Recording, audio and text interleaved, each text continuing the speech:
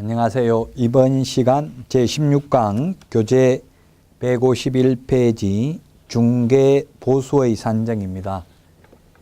중개보수는 거래가액의 중개보수 요율을 곱하여 산출된 금액으로 하되 계산된 산출금액이 요율표상의 한도액을 초과하는 경우에는 한도액 범위 내에서만 받을 수 있습니다. 중개수수료라고 표현을 사용했는데 지금은 중개보수라고 하고 있습니다. 중개보수 빼고 나머지는 전부 아직도 수수료라는 표현을 쓰고 있습니다. 그러면 수수료와 보수가 무슨 차이가 있냐면은 좀 수수료는 장사꾼 같은 천박한 느낌이 들고 중개보수라고 하면은 변호사 보수 이런 것처럼 공신력을 느낀답니다. 그래서 중개수수료만 중개보수라는 표현을 사용하고 있습니다. 자, 그러면 이게 무슨 말이냐면 산출액이 한도액보다 높은 경우에는 한도액을 받을 수 있다 이렇게 했는데 가령 시도조례에 의하면 2억인 경우에는 시도조례에 보면 주택의 경우 중개보수 요율이 0.4%입니다. 이 조례의 요율을 암기할 필요는 없습니다. 시험에 만약에 출제를 하면 서울시 조례는 0.4%라고 가정한다 이렇게 주니까 걱정하실 필요는 없습니다. 우리가 16개 시도 조례를 다 암기할 수는 없는 거죠. 그래서 2억짜리를 중개하면 중개보수가 80만 원입니다. 근데 시도 조례에 보면 2억 미만인 경우에는 0.5%라고 되어 있습니다. 그래서 1억 9천만 원 곱하기 0.5% 하면 얼마입니까? 시도조례에 0.5%라고 되어 있으니까 5, 9, 45, 1호는 5, 95만 원이죠. 그래서 2억짜리를 중개하면 80만 원이고 오히려 1억 9천짜리를 중개하면 95만 원이 되는 모순이 생겼습니다. 그래서 2억 미만인 경우에는 한도액이 80만 원이라고 되어 있습니다. 그래서 비록 산출액이 95만 원이라고 나와도 한도액이 80만 원이면 한도액 범위 내에서만 받을 수 있다는 이야기입니다. 따라서 1억 6천짜리를 중개하나 2억짜리를 중개하나 모두 중개보수는 80만 원이 되겠습니다. 자, 그러면 동그라미 1번에 매매의 경우에는 매매 대금이 중개보수 산정 기준 금액이 되고요.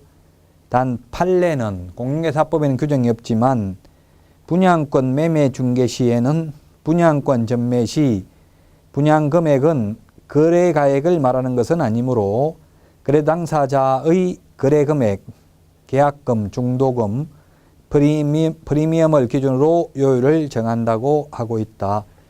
자, 동그라미 1번은 그러면 예를 들어서 분양가가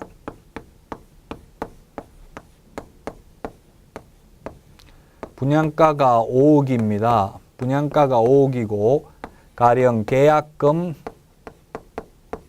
5천만 원, 보통 계약금 10%가 많죠. 계약금 5천만 원, 그 다음에 1차 중도금 5천만 원 이렇게 들어간 상태에서 만약에 프리미엄이 5천만 원이 붙었습니다. 이런 경우에 분양가에다가 곱하기 요율을 하는 것이 아니고 현재까지 이렇게 하는 게 아니라 현재까지 들어간 돈 계약금 5천만 원, 1차 중도금 5천만 원, 프리미엄 5천만 원 1억 5천 들어갔죠. 그러면 1억 5천 현재까지 지급된 금액에 곱하기 요율을 한다는 점을 유념하셔야 되겠습니다. 현재까지 들어간 돈에다가 요율을 곱한다. 분양권의 경우에는 판례로서 인정하고 있습니다. 자, 그 다음에 교환입니다. 동그라미 2번. 교환의 경우에는 교환 물건 거래가액 중 거래금액이 큰 중개대상 물가액을 기준으로 중개보수를 산출한다. 단 교환거래의 경우 중개보수 요율 적용은 교환 대상 부동산의 종류가 같을 경우 문제가 없으나 하나는 주택이고 하나는 토지로서 중개보수 요율 차이가 서로 다른 경우에도 교환 대상 중개상물 중 거래 금액이 큰 중개상물 가액을 거래 금액으로 한다. 자, 그래서 가령 2억짜리 주택, 2억짜리 상가를 기준으로 해볼까요? 2억짜리 가령 상가와 2억짜리 상가와 3억짜리 주택을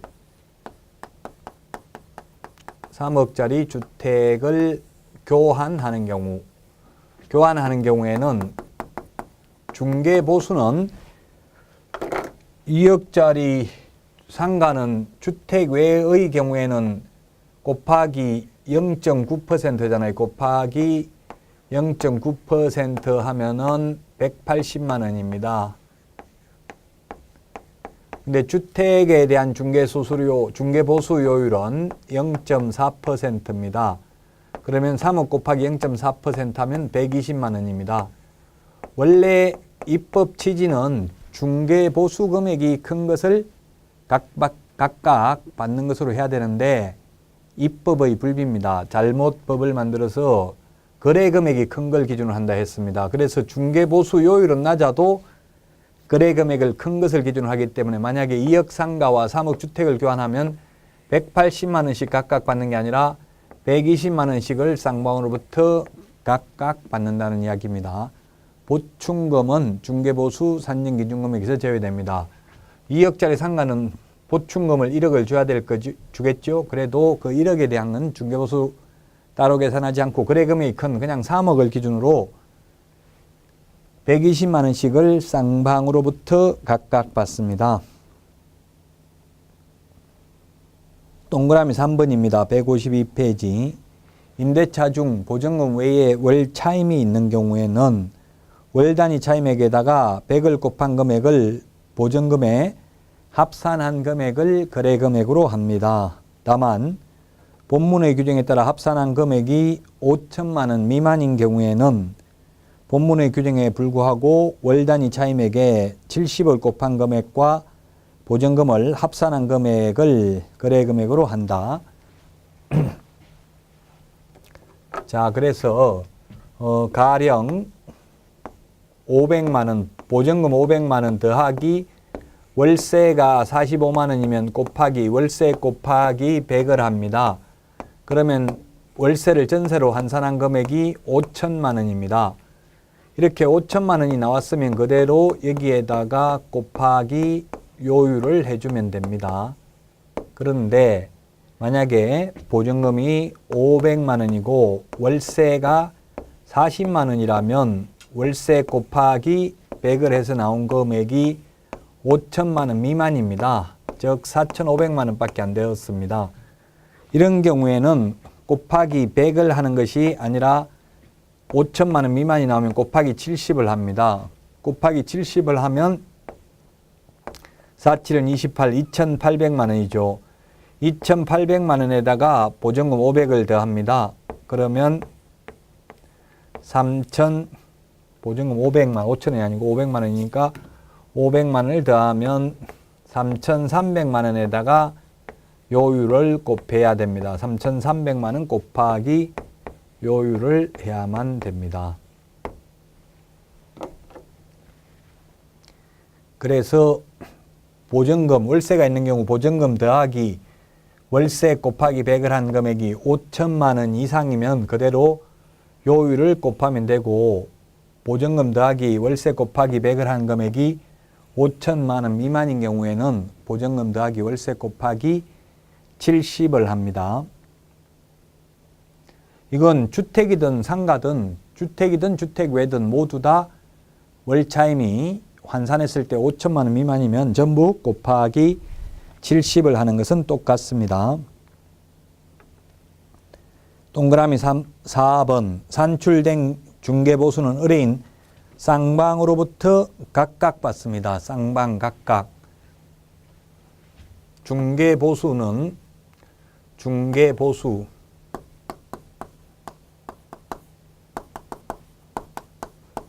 중개보수는 쌍방 각각입니다. 쌍방 각각.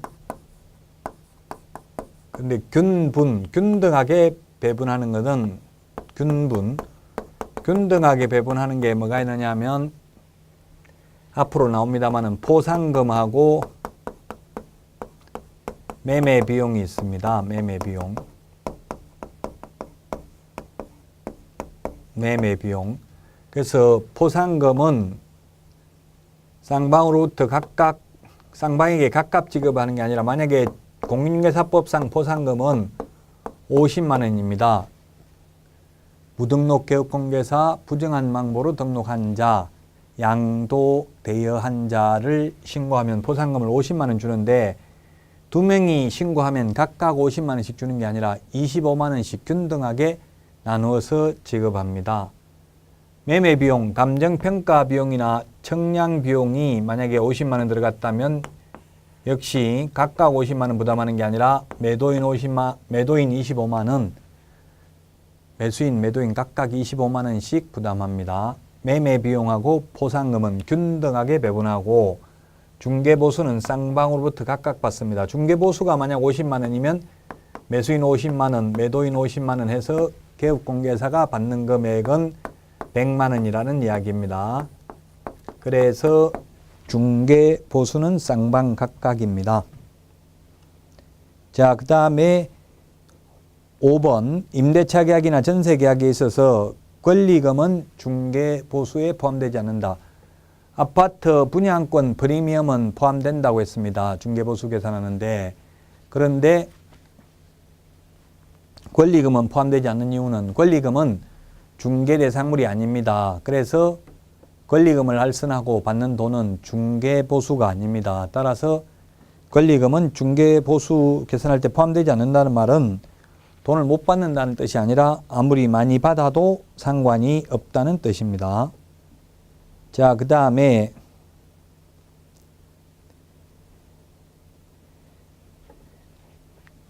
6번 중개보수 지불시기입니다. 중개보수 지불시기. 중개보수 지급시기는 옛날에는 계약 성립되면 중개보수를 받을 수 있었습니다. 그런데 지금은 당사자 약정이 있으면 약정에 따르고 약정이 없을 때에는 중개대상물의 대금 지급이 완료된 날로 합니다. 예, 이게 바뀌었습니다. 최근에 바뀌었기 때문에 중개보수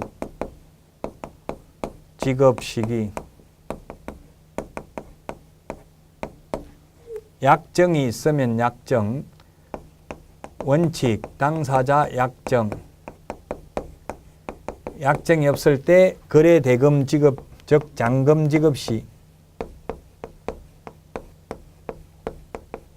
예외 잔금 지급 시입니다. 옛날에는 계약 성립만 되면 중개보수를 받을 수 있었습니다. 그러나 약정이 없으면 거래 대금 지급이 완료된 날입니다. 자, 그 다음에 실비, 7번에 실비가 있는데 이 실비는 실제 들어간 돈입니다. 그래서 역시 실비도 누가 부담을 하느냐 이것만 주의를 하시면 되겠습니다. 실비는 첫 번째 실비가 3가지가 있습니다. 권리관계 등의 확인에 소요되는 실비가 있고 그 다음에 두 번째 계약금 등의 예치권고제도 계약금 등의 예치권고제도와 관련하여 소요된 실비가 있고 그 다음에 매수 신청 대리 이건 아직 공부 안 했습니다. 다음에 나올 걸 미리 예습하면 매수 신청 대리 이건 예습입니다. 매수 신청 대리와 관련된 실비가 있다. 자, 권리관계 등의 확인에 소요되는 실비, 등기사항 증명서 발급받는 데 들어가는 돈, 그 다음에 숙박비, 교통비 이런 것들이 있는데 이런 것들은 매도, 임대, 그 밖의 권리를 이전코자 하는 의뢰인이 부담합니다. 권리를 이전코자 하는 의뢰인이 부담한다. 그 다음에 계약금 등의 예치 권고와 관련되는 비용은 매수, 임차, 그 밖에 권리를 취득하려는 의뢰인이 부담을 합니다. 이전 의뢰인이라고 하면 매도, 임대 의뢰인이 되겠죠. 매도, 임대. 그 다음에 취득 의뢰인, 계약금 등의 예치 권고 제도와 관련된 비용은 매수, 임차 의뢰인이 부담을 하게 되겠습니다. 자, 그런데 매수 신청 대리와 관련되는 실비는 첫 번째 한도액이 있습니다. 한도액은 30만 원입니다. 한도액이 30만 원이고 이 한도액 30만 원에는 원거리, 멀리 가는 교통비, 원거리 교통비, 그 다음에 원거리 출장비는 받을 수 있습니다. 이건 실비로 받을 수 있다. 그러나 근거리 교통비, 가까운 거리에 가는 교통비, 그리고 등기부 등본이라고 되어 있습니다. 매수신청 대리 예규에는. 근데 지금 등기부 등본은 물론 등기사항증명서로 바뀌었죠. 이런 근거리 교통비나 등기부 등본 비용은 이 30만 원에 포함되어 받을 수가 없고요. 상담 및 권리분석 수수료 등에 포함되어 있는 것으로 봅니다. 자, 그래서 실비는 누구한테 받는지가 중요합니다. 실비는 실제 들어가는 돈을 실비라고 합니다. 실제 소요되는 비용을 실비라고 한다. 실제 소요되는 비용, 누가 부담하는지만 기억하면 되겠다. 자, 그 다음에 쌍방교부, 해당자 교부, 그 다음에 3년 보존, 5년 보존이 있는데요. 쌍방교부는 세 가지밖에 없다고 했죠. 자, 쌍방교부 우리 교재 152페이지 맨 밑에 있는 내용 한번 보겠습니다. 자, 교부해야 되는 거 쌍방교부 세 가지. 쌍방교부는 거래계약서,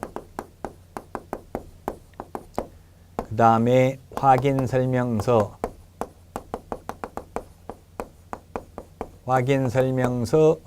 그 다음에 보정 손해배상을 보장하기 위한 보정, 설정, 증명서류, 이 세 개만 쌍방교부입니다. 나머지는 쌍방교부가 없습니다. 전속중개계약서, 그래서 대표적으로 쌍방교부가 아닌 게 전속중개계약서,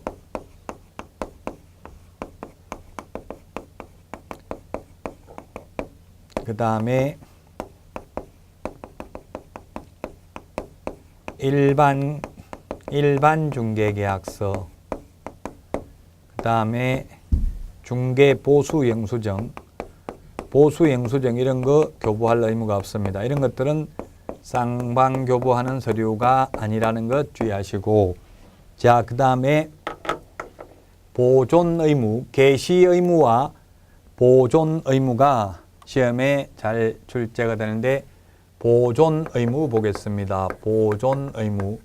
보존은 보이지 않는 곳에 보존해도 됩니다. 개시 의무는 보기 쉬운 곳에 게시를 해야 됩니다. 자, 그래서 보존해야 될 게 확인 중개대상물, 확인 설명서와 전속 중개계약서는 3년 보존입니다. 3년 보존. 그런데 거래계약서는 5년 보존입니다. 그 다음에 매수 신청 대리 관련 서류도 모두 5년 보존입니다. 매수 신청 대리 사건 카드, 그 다음에 매수 신청 대리 대상물 확인 설명서입니다. 중개 대상물 확인 설명서는 3년 보존이죠. 그런데 매수 신청 대리 대상물 확인 설명서는 5년 보존입니다. 그 다음에 매수 신청 대리 행정처분대장, 행정처분대장도 역시 5년 보존입니다. 5년 보존. 이것은 5년 보존입니다. 자, 그 다음에 매수 신청 대리 수수료 영수증입니다. 매수 신청 대리 수수료 영수증은 교부할 의무는 있습니다. 법정 서식이 있기 때문에 교부는 해야 됩니다. 그러나 보존 의무는 없습니다. 그런데 중개보수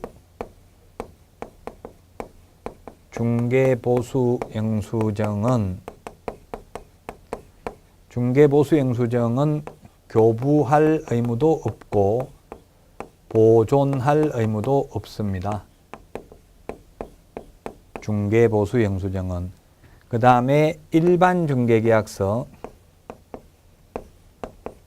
일반 중개계약서도 역시 보존 의무가 없습니다.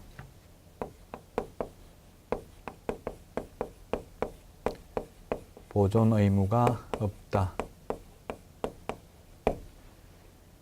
자, 그 다음에 이 보존은 보이지 않는 곳에 보존해도 되지만 게시 의무는 앞에서 했습니다만 이게 게시 의무는 보기 쉬운 곳에 게시해야 됩니다. 게시해야 되는 게 등수보자. 몇 등인지 등수보자 4개가 있다. 그래서 중개사무소 개설 등록증 원본입니다. 그 다음에 중개보수 요율표. 중개보수 요율표 게시해야 되고요. 그 다음에 손해배상을 보장하기 위한 보정 설정 증명서류도 게시를 해야 되고 자격증 원본 게시해야 되는데 소속 공인중개사가 있을 경우에는 소속 공인중개사 자격증 원본도 게시해야 되는데 소속 공인중개사 자격증도 게시해야 된다. 근데 이 소속 공인중개사 자격증을 게시 안 하면 처벌 규정은 소속 공인중개사가 받는 게 아니라 개업 공개사가 모두 100만 원 이하의 과태료입니다.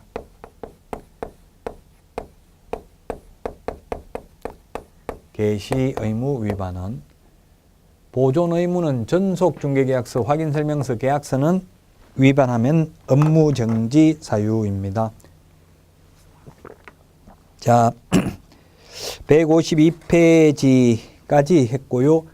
그 다음에 거기에 중개보수 등의 정리인데 중개보수는 계약을 성사시켜야 받을 수 있고요. 실비는 계약 성립과 상관없이 실제 들어간 돈은 받을 수 있습니다. 계약 성립과 상관없이.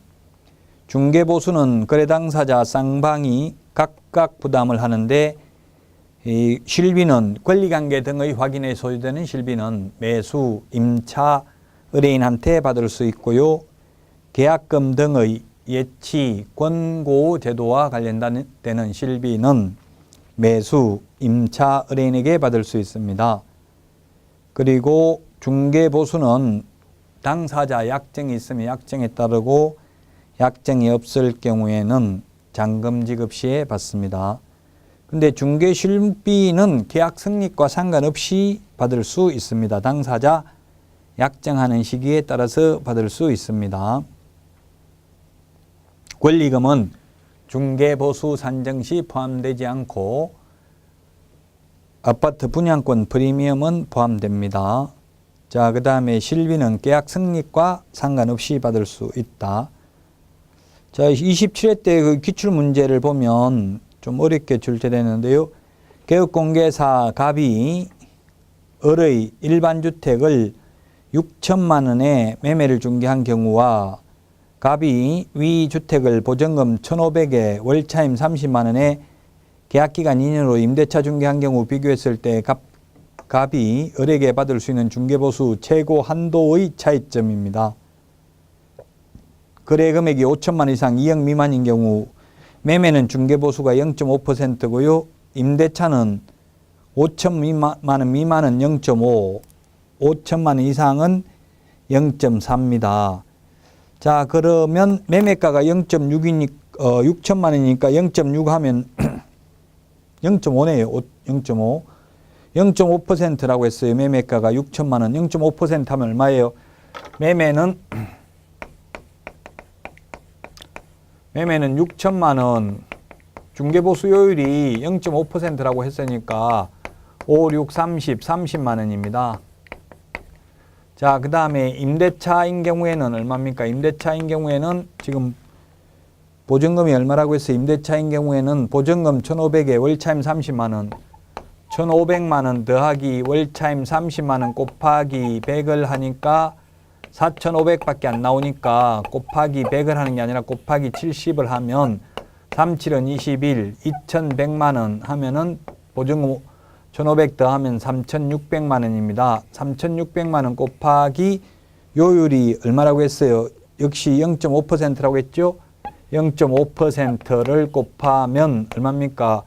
5, 3, 15, 5, 6, 30, 18만 원이네요.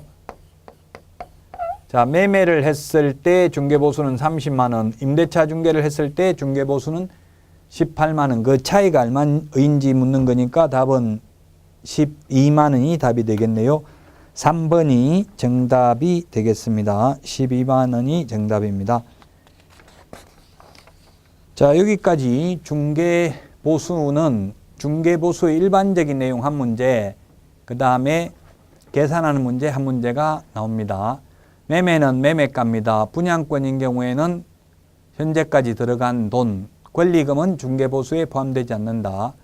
그 다음에 주택의 경우에는 매매는 0.5, 임대차는 0.8 범위 내에서 시도 조례로 정한다. 중개행위를 한 중개사무소 소재지 시도조례입니다. 부동산 소재지 시도조례가 아닙니다. 자, 교환인 경우는 거래 금액이 큰 것을 기준으로 합니다. 그 다음에 월차임이 있는 경우는 보증금 더하기 월차임 곱하기 100을 한 금액이 5천만 원 미만이면 보증금 더하기 월차임 곱하기 70을 합니다. 자, 그 다음에 동일한 중개사물에 대해서 동일 당사자 간의 매매를 포함한 둘 이상의 거래가 동일한 기회에 이루어지는 경우, 점유 계정의 경우에는 매매에 관한 거래 금액만을 적용합니다. 중개보수 지급 시기는 당사자 약정이 있으면 약정에 따르고 약정이 없으면 잔금 지급 시 받을 수 있습니다. 85제곱미터 이하 주거용 오피스텔의 경우는 매매는 0.5, 임대차는 0.4% 범위 내에서만 받을 수 있습니다.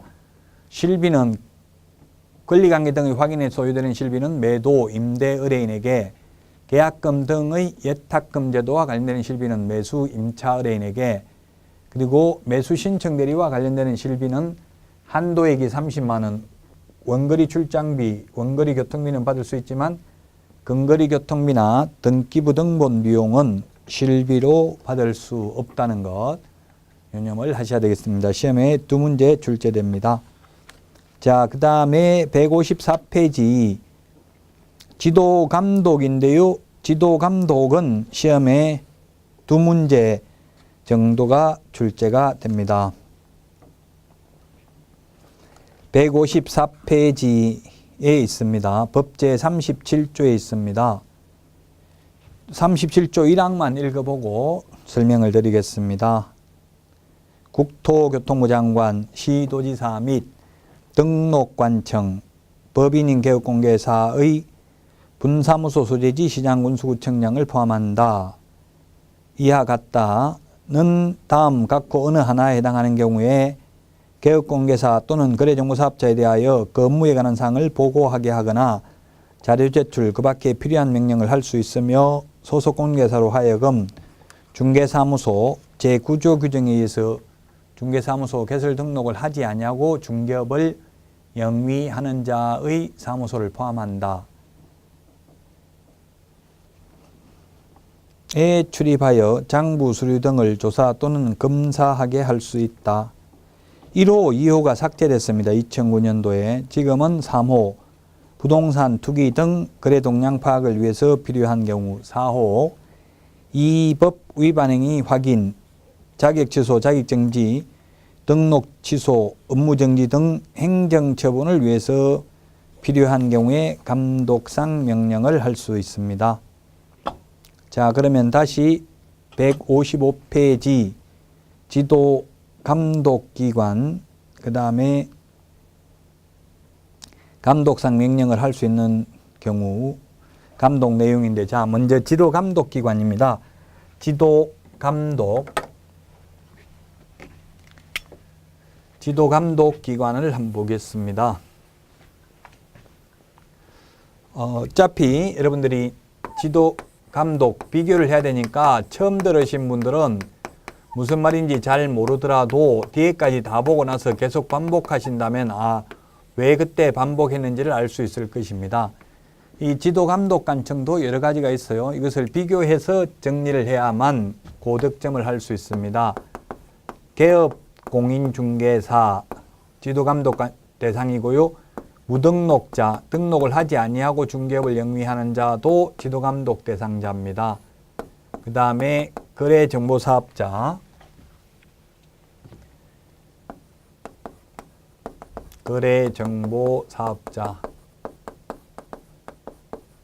지도감독 대상입니다. 여기에 대해서 지도감독은 누가 하느냐 하면은 국토교통부 장관,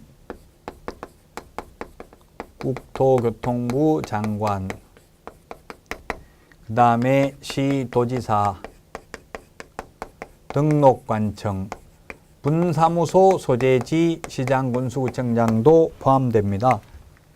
자, 그래서 지도감독 대상이 아닌 자랑, 그러면 무등록자도 지도감독의 대상이 되는데, 그러면 지도감독 대상이 아닌 사람이 누군지 한번 볼까요? 지도감독 대상이 아닌 자는 소속 공인중개사, 소공, 중개보조원, 이런 사람은 지도감독의 대상이 아닙니다. 지금 우리 교재 155페이지 맨 위에 1번 감독기관을 보고 있습니다. 자, 그 다음에 지도감독관청은 장관, 시도지사, 등록관청이라고 했는데, 등록관청에는 분사무소, 관할, 시장 등도 포함됩니다. 그런데 포함이 안 되는 사람은 그러면 장관도 아니고 시도지사도 아니고 등록관청도 아닌 소위 구가 설치되어 있는 시의 시장입니다. 예를 들면 수원시장, 고양시장, 성남시장, 안산시장, 안양시장, 부천시장이라든지 천안시장이라든지 청주시장, 전주시장, 포항시장, 창원시장 이런 식으로 구가 설치되어 있는 경우에는 구청장이 등록관청입니다. 그렇다고 해서 좀 전에 말했던 수원시장은 특별시장, 광역시장도 아니잖아요. 그래서 이런 수원시장과 같은 공법에서는 소위 인구 50만 이상의 시를 대도시라고 하는데, 이런 특별시, 광역시가 아니면서 구가 설치되어 있는 시의 시장은 지도감독 대상이 아니다. 예를 들면 수원시장, 이런 사람들은 지도감독 관청이 아니다는 걸 주의하시고요. 자, 여기까지만 오늘 하면 되는데, 앞으로 나올 게 미리 예습을 좀 하면, 협회, 다음에 나옵니다만, 협회에 대한 지도감독은 협회, 지부, 지회라 하더라도 모두 국토교통부 장관입니다. 국토교통부 장관이 지도감독을 합니다. 그 다음에 매수 신청 대리와 관련한 지도감독, 매수 신청 대리와 관련하여 협회 지도감독은 예습입니다. 예습. 1번 이것만 지금 나와 있는 거고 나머지 다 예습입니다. 매수 신청 대리와 관련해서 협회 지도감독은 법원 행정처장입니다. 법원 행정처장. 지금 예습이기 때문에 우리 교재에는 없어요. 어차피 그러나 비슷한 내용이니까 비교해서 암기를 하는 게 좋기 때문에 미리 비교하는 거예요. 그 다음에 매수 신청 대리와 관련해서 협회 시도 지부와 매수 신청 대리인 등록을 한 개업 공인중개사에 대한 지도 감독은 지방법원장이 합니다. 지방법원장이 하고 이 지방법원장은 지도 감독 사무를 지원장이나 협회 시도 지부에 위탁할 수 있고 위탁받은 협회 시도 지부나 지원장은 그 실시 결과를 지체 없이 지방법원장에게 보고해야 됩니다. 자, 보고하는 거 주의하시고요. 그 다음에 155페이지 2번 감독상 명령을 할 수 있는 경우 아까도 말씀드렸지만 동그라미 1번 부동산 투기 등 거래 동향 파악을 위해서 필요한 경우입니다. 그 다음에 2번 이 법 위반 행위 확인, 자격 취소, 자격 정지, 등록 취소, 업무 정지 등 행정 처분을 위해서 필요한 경우입니다. 옛날에는 뭐가 있었냐면은 등록 요건, 적합 여부를 확인하기 위해서 필요한 경우, 거래정보사업자 지정 요건 적합 여부를 확인하기 위해서 필요한 경우 이런 게 있었는데 삭제되고 지금은 두 가지가 남아 있는데요. 옛날에는 정기검사, 수시검사가 있었어요. 옛날에 정기검사, 수시검사.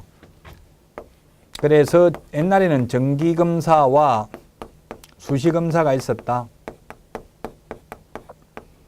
다 삭제되고 지금은 특별한 잘못이 있는 경우에만 조사하러 나가겠다는 이야기입니다. 제가 옛날에 중개업을 5년 이상 하면서 정기검사를 한 번도 못 받았어요. 옛날에 정기검사는 1년에 한 번씩 받게 돼 있었어요. 그래서 제가 국토교통부 장관에게 저는 5년 동안 중개업을 했는데 정기검사를 한 번도 못 받았습니다. 왜 저만 빼고 정기검사를 했는지 그 이유를 알려주십시오. 이렇게 질의를 했더니만 저뿐만 아니라 다른 사람도 시간이 없어서 정기검사를 못했다 하더라고요. 그러면 못하면 왜 법을 위반했나? 법에는 하게 돼 있는데 이렇게 질의를 했더니만 이제 아예 법을 개정해가지고 정기검사 제도를 삭제했습니다. 수시검사도 삭제했습니다. 그래서 예측된 삶을 살 수 있도록 이제 특별한 잘못이 있는 경우에만 지도감독 조사하러 사무실에 나가고요. 특별한 잘못이 없는 경우는 이제 10년, 20년이고 이 공무원들이 조사하러 나오지 않는다는 이야기입니다. 자, 그래서 이 지도 감독할 수 있는 게 투기 등 거래 동향 파악을 위해서 필요한 경우 등이 있는데 만약에 시험에 등록 기준 적합 여부를 확인하기 위해서 필요한 경우 하면 X가 되겠습니다. 3번 감독상 내용입니다. 감독 내용인데 감독기관은 그 업무에 관한 사항을 보고하게 하거나 자료 제출, 그 밖에 필요한 명령을 할 수 있다. 동그라미 2번 소속 공무원으로 하여금 중개사무소 개설 등록을 하지 아니하고 중개업을 영위하는 자의 사무소를 포함한다. 즉 무등록 개업 공개사에도 출입하여 조사 등을 할 수 있습니다. 그리고 사무소 폐쇄 명령을 내릴 수도 있습니다. 그러나 소속 공개사나 중개보조원은 지도감독의 대상이 아니라고 했습니다. 그 다음에 4번 출입검사 시 서류 교부입니다.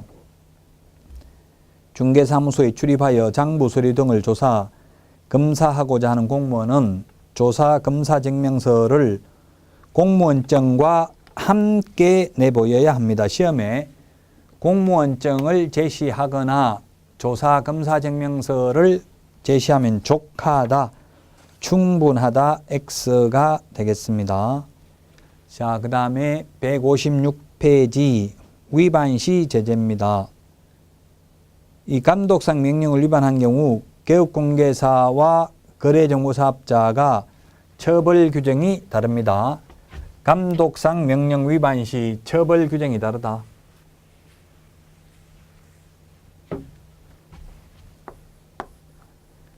감독상 명령 위반.